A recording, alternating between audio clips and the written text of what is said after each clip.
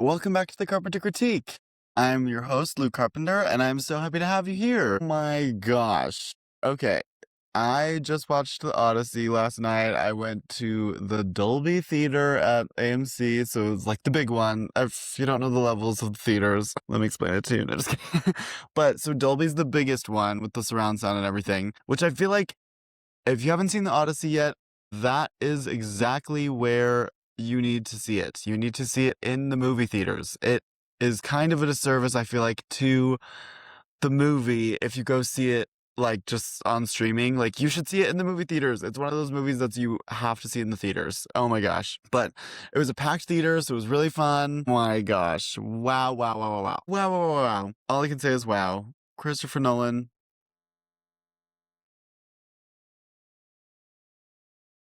That's really, oh my gosh. It was so good. It was so good. It was so good. Okay. But if you haven't been able to tell, we are going to go over the Odyssey today. And for those of you that are new here, I am Luke Carpenter. I'm the host of the Carpenter Critique. Every week, I put together a movie and a TV show with a research psychology article for the Carpenter Critique. Anyway, so that's what that is for new viewers. For old viewers, welcome back. So happy to have you here. I am so excited to discuss this movie. I was literally in awe. Like, I feel like my jaw was continuously dropped over and over and over again. It was really, really good. Oh, wow, wow, wow, wow. It's been a long time since I've seen such a big, epic movie. I think Project Hail Mary really took me by surprise. It was so awesome to see that movie. But this one is so different because it's like an ensemble and it feels like all departments are firing on all cylinders. And so it was just really cool to see. What a huge, epic movie. And there's a lot of changes from the book. For those who don't know, the Odyssey, I mean, the book has been around forever. If you didn't read it in high school, it's basically about the Greek hero Odysseus trying to return home to his wife and son, Penelope and Telemachus. And he encounters all these different obstacles along the way, and there's a big moral dilemma of like, should he even get home? And because he's offended all the Greek gods, he's won the war, but at what cost? Big, big story. Considered a literary classic. Though there's definitely many different film and TV adaptations of the Odyssey, this one felt very different, not only because it's the most modern, but also it was a very high-class director, Christopher Nolan, who took on a classic story, which, not that that's a risk, so to say, because you do have, like, I think it's a risk because so many people know the story, so many people resonate with the story and have deep feelings about what happened in Greek mythology and in the story specifically. But it's also, you're bringing in basically like the A-list right now of Hollywood actors. So you're going to have all eyes on you. And it just, I don't know. I very commend Christopher Nolan for taking this on. I think he did a great job. The direction of this movie is insane. There is also a lot of different changes that he makes, which I think is for most of them, I think it's for the better. Okay, I'm just gonna dive right into it. So what I really, really liked about the movie is that there is a different shift in dynamic. I think he creates a more modern feel to the family aspect, especially. Penelope is played by Anne Hathaway. Matt Damon plays the key character Odysseus in the Odyssey, and Tom Holland plays Telemachus, the son. In this book, Telemachus is pretty, I wouldn't say like patriarchal, but for the time, he's very much stern with his mother, being like, you have to find another suitor, father has left home and will never come back. It's our time to reclaim the throne, basically, and you need to find a new king. And Telemachus is the one telling her that she needs to keep doing this and like kind of berating her. Whereas in the movie, it is Penelope telling Telemachus that he is not mature enough to take the throne. He has a lot of work to do. He needs to work on being a soldier. And also, she's waiting for Odysseus, and she's firm in her belief. And I think it brought a new strength, and Hathaway brought a great presence and strength to the character, that it worked for especially modern times when we have a lot of strong female characters. And in the Odyssey, in the book, I probably wouldn't consider Penelope a strong character. At least that wasn't my impression when I read it. But watching it, I was like, wow. Anne Hathaway brought a brand new presence to this.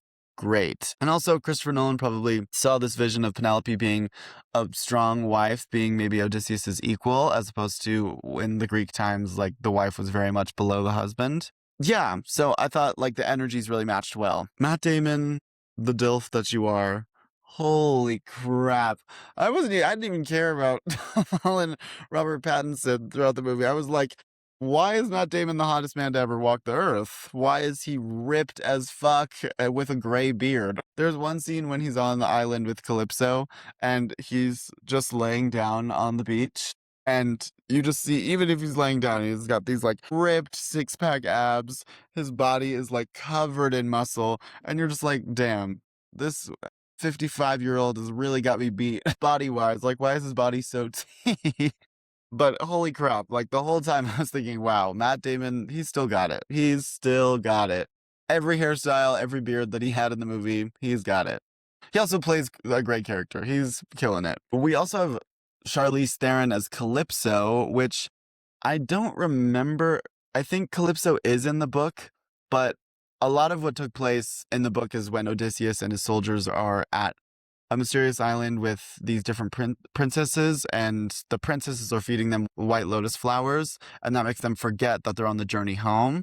But instead, I think to cut time, of course, because the Odyssey is 600 pages, Christopher Nolan has Calypso feeding Odysseus the white lotus flower, and then he forgets where he is for like 6-7 years. 6-7. But yeah, so he definitely changed that in the script as well. The ending is a really big difference. So for those who haven't seen the Odyssey, I'm going to spoil the ending, of course. So if you don't want to hear the ending, maybe skip 5-10 minutes in the future. But okay, Odysseus, in the book, Odysseus returns home and he is greeted by the suitors and his wife, but he also isn't like, his wife doesn't fully trust him yet, and she doesn't believe that it's Odysseus until she asks him to move the bed, so it's a little bit of a riddle. And Odysseus replies in the book with, well, I can't move the bed because I carved the bed into the floor, or something like that, which is the correct answer. And Penelope and Odysseus then embrace, and then all of the suitors go and attack them, or the vengeful families of the different suitors go and attack them, and Athena has to step in to stop the fighting. And that's the way the book ends. In the movie, I can't tell if I prefer it, but in the movie, Odysseus returns home, fights all the suitors, returns home to his wife, and then him and Penelope ride off into the sunset, basically into exile. Excuse me. And then Telemachus takes the throne regardless, but I really like that.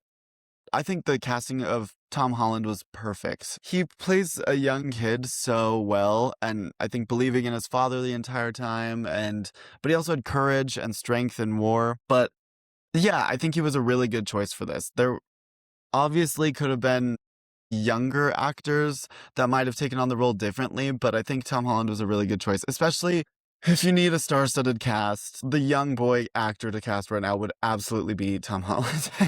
I do think it's funny that Robert Pattinson and Tom Holland were playing characters of such a big age difference, even though I don't think they're that much different in real life. Like Tom Holland and Zendaya are in their 20s and Robert Pattinson's early 30s. Yet Robert Pattinson is playing a character who is pursuing Penelope, who is like maybe considered much older than them. But Robert Pattinson is young 30s. I don't know. I was like, that was kind of a weird casting for me, Robert Pattinson's casting, but I don't know. Yeah, either way, the whole thing was pretty epic. I only have two main critiques that I'll share, but I do want to dive into like why. Also, first of all, there is a scene where the big Lastrygonians are like these big warriors or whatever covered in armor, basically wiping through Odysseus's ship crew. One time the Lastrygonians grabs a person and throws the knight through a tree. Like his face basically breaks the tree in half. And so as you see in slow motion, this knight being picked up and thrown, and then his face like breaks through the tree. First of all, imagine how hard you'd have to be thrown in order for your face to break through a tree. First of all. Second of all, I mean, you'd be dead, obviously, but like that would hurt. If you lived through that, that would hurt so bad. I was thinking about that for like 10 minutes after it happened. I was like, if I can't believe like that man's face broke an entire tree. Brick. That man's face is a brick. I don't think my face could break a tree.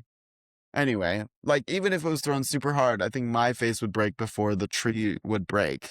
But either way, that man's face was strong and broke through the tree. I mean, he's dead for sure, but like, wow. Okay, but I will say my two main critiques of the Odyssey is one, and this pains me to say it pains me to say it, but the soundtrack. I really do, I think it's Ludwig van Goortzen is the man who does the soundtrack, which he's done phenomenal work in other movies. And I was kind of surprised that I have this critique, but there is just so many moments where I feel like either the music is distracting from the scene or it's taking away, like it's not enough to contribute to the scene. And I like that it's a bunch of background music. I'm glad it's not like pop hits or like songs to take you out of the scene. But I will say the best movie soundtracks really add to the movie. And I don't feel like there's a single song through it, like orchestration wise or even little like piano clinks here and there. There's nothing that's like adding to the scene,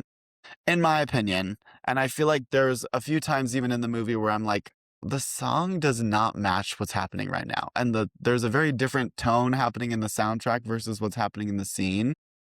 Yeah, and that was the first hour of the film kind of has this underlying like boop, boop, boop, boop, boop, boop, boop, which maybe it was meaning to be like Greek.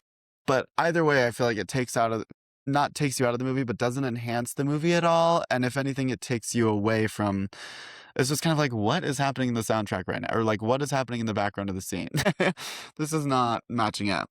So that's my big ding. I feel like the soundtrack is not very well placed and the songs could have been, one, a lot more epic, and two, could have maybe added. And I would have preferred silence for some of the scenes than this like monotone do do do do do do. Like, no. That's my one big critique. My other critique actually I feel like is resolved by the end of the film, but I do think the casting choice was a bit interesting. It's hard to cast a bunch of really recognizable faces. So many of the cast, like Anne Hathaway, Matt Damon, Tom Holland, Zendaya, Robert Pattinson, Charlize Theron. It's very, very recognizable people.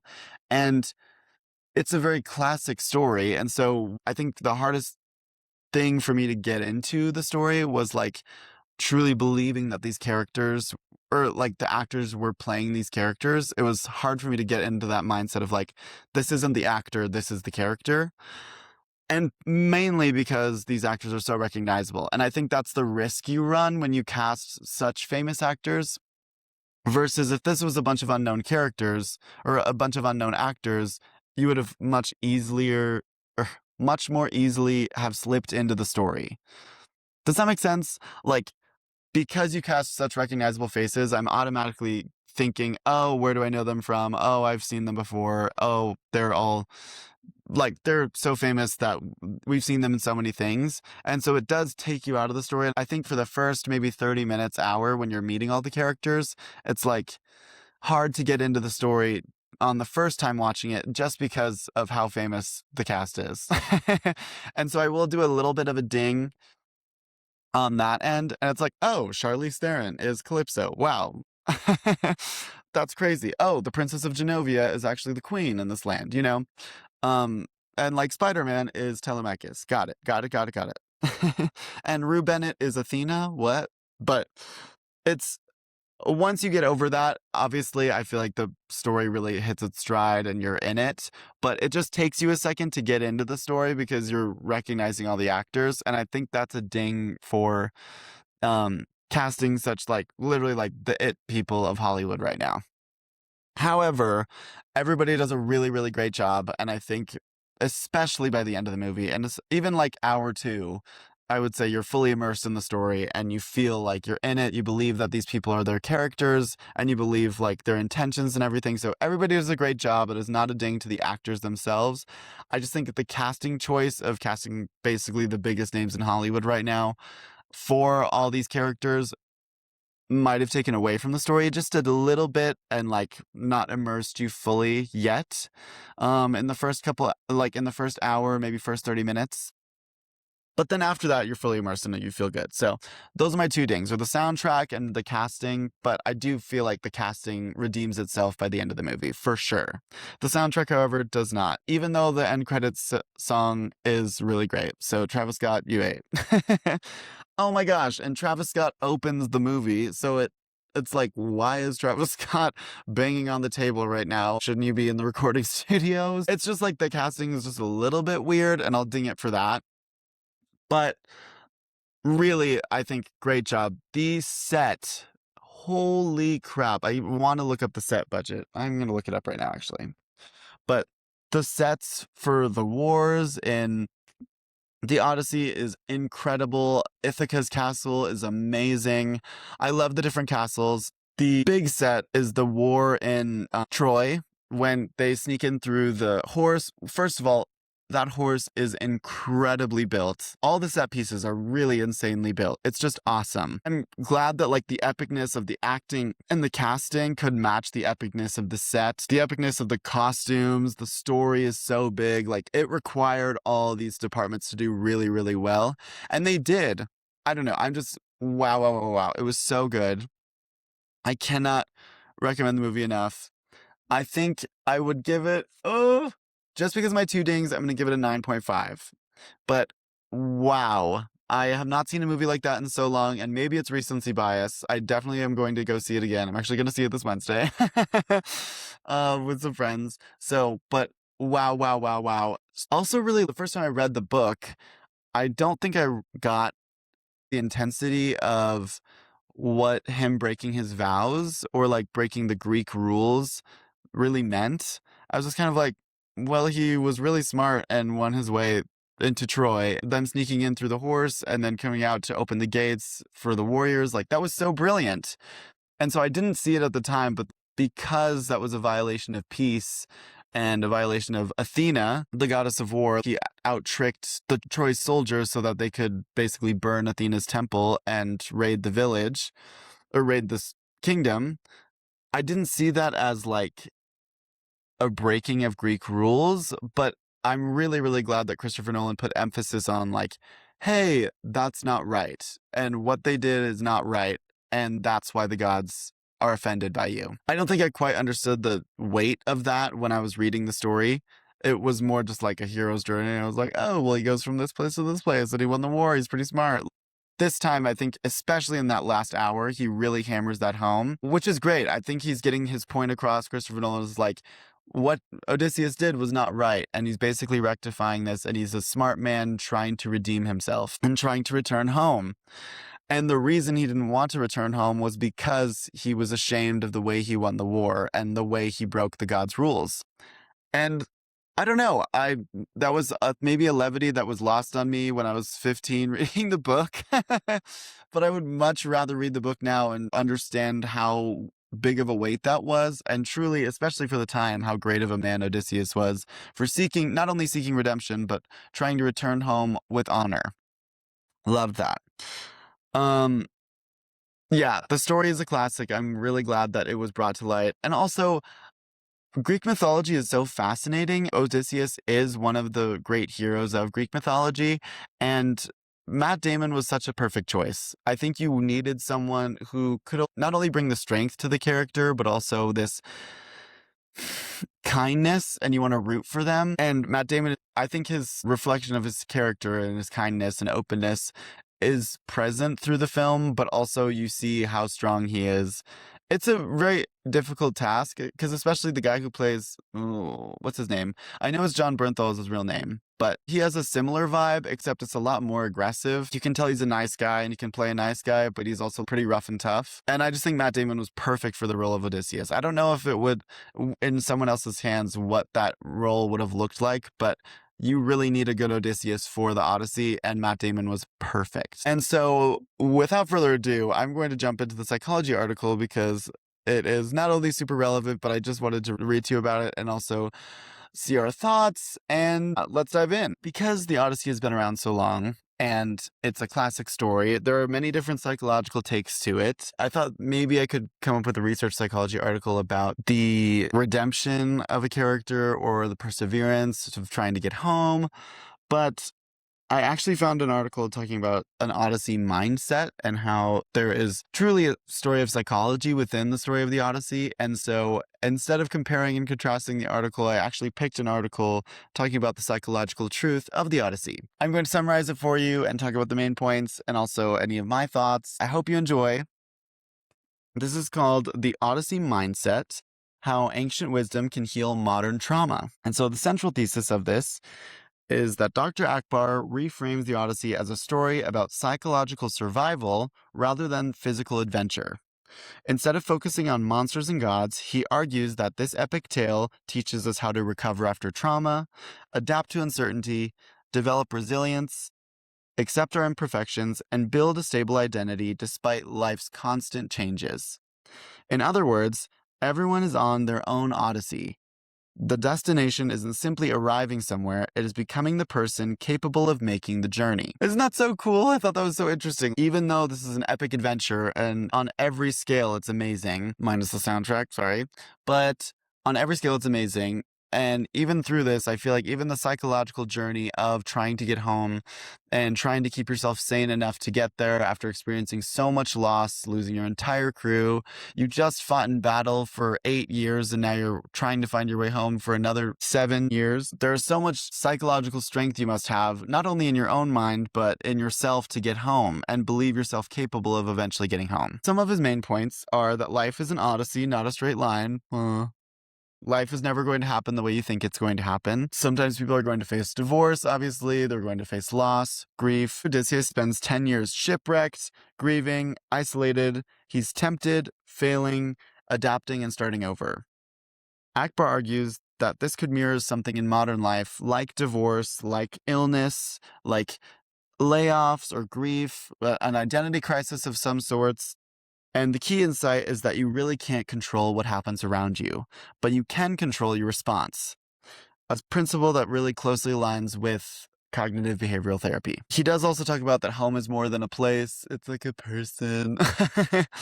But I would go even further, that home can be an idea or something that you're looking forward to. Home is where you feel most safe, maybe somewhere you feel most loved. If that is with someone specific, that's awesome, but also if it's with just maybe a specific place that you feel at peace. Dr. Akbar explains that trauma doesn't only remove someone's physical home, it destroys your routine, your identity, community, belonging, safety, and familiarity. Psychologically, home has to become, in that sense, knowing who you are, feeling emotionally safe, reconnecting with your values, and also rebuilding your own purpose. The article argues that everyone eventually has to create this inner home, especially after loss or major life transitions. And I know that's especially true for me. After going through trauma, I think your sense of not only home, but your sense of self is really shaken. And when you go through harder things in life, you have to somehow find your way back to yourself. You're going through, whether that's anxiety, depression, illness, or whatever is happening to you and coming your way, you have to somehow find this sense of purpose within yourself to keep going. How do I take the next breath? How do I go through the next minute of life? How do I wake up in the morning and go do what I need to do? There is a part of you that has to return home, in a sense, and return home to yourself. I would encourage the audience to think about that. Where is home for you? How do you feel like you regain yourself? How do you feel like you're coming back to yourself if you're returning into your inner home, your psychological home? His next point is that identity comes from coherence, not perfection. This was my favorite point of the article because I was thinking about how, especially nowadays, we're perceived so much in our lives, or at least we think we are being perceived the whole time. Our lives are basically, if we're living online, or if we have an Instagram, or if we have TikTok or anything, we post pretty regularly. Our friends are not only consuming our lives, they're actively participating in things that they don't even have to be physically present for. It's a really interesting time of life, but I think because of how much perception we're facing, you feel this need to be perfect all the time. In modern culture, there's a heavy emphasis on perfection. We want to look perfect, we want to act perfect, we want to be the people's champion wherever we go. However, Akbar uses this Greek word called polytropos, which is the first adjective Homer uses for Odysseus. It roughly means that you're like many-sided or adaptable, rather than presenting Odysseus as a flawless hero, which I'm so glad the movie didn't as well. But Homer introduces him as a deeply contradictory person. Odysseus is loyal, yet unfaithful, which is a difference in the movie. I think Odysseus does remain faithful to his wife, even though he's kind of spending many nights on the island with Calypso. He doesn't portray them having sex or kissing, but the book definitely portrays Odysseus sleeping with Calypso, sleeping with actually Circe in order to get his troops back. He is unfaithful, but he still remains loyal to his wife. So he's a contradictory there. He's also very compassionate, yet capable of great violence. He wins a war very brutally. He's such a great fighter, but he's also a very compassionate person. He's brilliant, but he's arrogant. In the movie, when he shoots the bow into the Cyclops' eye, he could have saved his troops if he didn't just turn back and shoot into the Cyclops' eye. However, he wanted to stick up for the other fallen troops, and I would say that's a pride issue. He was arrogant. Even though he's brilliant, he got them out of the cave by disguising them as sheep. He did not control his arrogance enough in order to save some of his soldiers' lives. And Polyphemus, the Cyclops, does end up eating and killing some of the troops. Also, he's courageous, yet afraid. And we see this on Matt Damon's face throughout as well. Like, he's definitely afraid of the Cyclops. He's afraid of the storms. The key distinction is his consistently never changing. And also, because of Odysseus' flaws, he's more psychologically realistic as a person. Coherence means remaining connected to your deepest values, even as your roles, emotions, and circumstances change. Healthy identity is about coherence, not perfection. I think there is a big danger in the flawless hero, which the article does talk about as well. If we refuse to acknowledge our pride, or our jealousy, or insecurity, or fear, or anger, all of those traits are deeply human, and we all have them. And these traits don't simply disappear, especially as we age. They just emerge indirectly through different unhealthy behaviors. The Cyclops episode really does dramatize this, as Odysseus' pride probably is most potent there, especially in the movie. But I know in the book, Odysseus consistently thinks of himself higher than his crew at the start of his journey, and then he's kind of humbled over time as he keeps losing crew, he keeps leading them to their deaths. Akbar suggests that true psychological growth requires honest self-awareness rather than pretending our flaws don't exist. And that is a bar. He dropped a bar with that one. And that's especially true for modern times. I think a lot of us pretend our flaws don't exist. Or when we're going to therapy, we're trying to see ourselves as the hero, but our flaws are there, and we have to face them because that's what makes us human as well. Another one of his points is that trauma changes you, but it doesn't have to define you. Throughout the interview, Dr. Akbar emphasizes that trauma permanently does change people. However, it's not the same as complete destruction. Odysseus doesn't return home as the man who he left as. He returns older, wiser, scarred, and more humbled. Likewise, recovery is not about becoming who you were before and restoring who you were before. It's about becoming someone new and someone who you can fully integrate your painful experiences into your meaningful life. The last point that I really want to make is that sometimes you really have to define your own Ithaca. The interview ends with maybe its most important psychological question: what is your Ithaca? And I'd like to ask the audience, what is your Ithaca? Ithaca is definitely a symbolization of Odysseus's island, but more than that, it represents purpose, belonging, fulfillment, and meaning.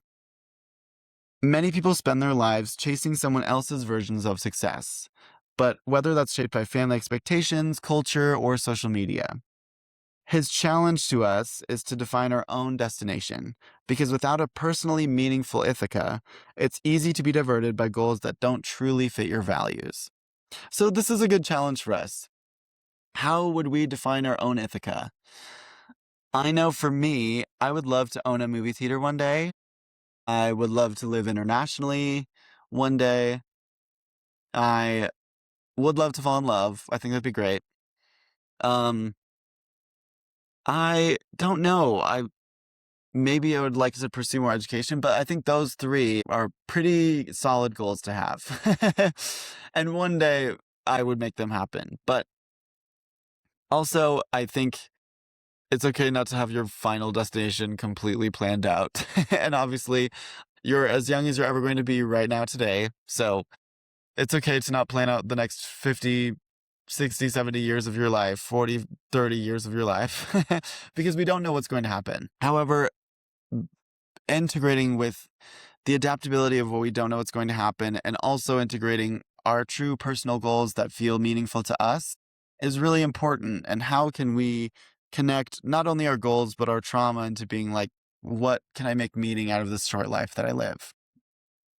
So find your Ithaca. What is your Ithaca? Please tell me. I would love to know. um, and that's actually all I have for you today. I will end on this note. The article argues that the Odyssey remains relevant because it is fundamentally a story about what it means to stay true to yourself while being transformed by suffering. By pairing Homer's epic adventure with evidence-based psychology, Dr. Akbar presents resilience not as avoiding hardship, but as learning to navigate it with adaptability, self-knowledge, and purpose. What is your Ithaca? Let me know. All right. Thank you so much, everybody, for listening. If you want to follow me on any social media, my name is Luke Carpenter. I'm at the Carpenter Critique on all social media platforms. You can subscribe to the YouTube, the Spotify, Apple Podcasts, or on Amazon Music. And I hope you go see the Odyssey in theaters. It is so good. I will also link the article and Dr. Akbar's book down below. And thank you so much for listening. I will see you next week. Bye.